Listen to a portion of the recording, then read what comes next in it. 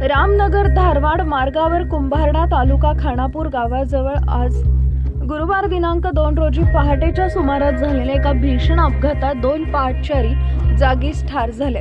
सीमा अमर हळणकर वयवर्ष 24 आणि रवळू भरमाणी चौधरी वयवर्ष 65 दोघंही राहणार कुंभारडा अशी अपघातात मृत्यू झालेल्यांची नावं आहेत. हा अपघात कुंभारडा गावापासून सुमारे 1 किलोमीटर अंतरावर पहाटे 6:30च्या सुमारास घडला.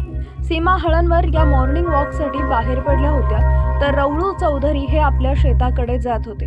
धारवाडच्या दिशेनं मार्गावरून पायी जात असताना मागून आलेल्या एका भरधाव अज्ञात वाहनानं त्यांना जोरदार धडक दिली. धडकेची तीव्रता इतकी होती की दोघंही रस्त्याच्या कडेला फेकून पडले आणि त्यांचा जागीच मृत्यू झाला.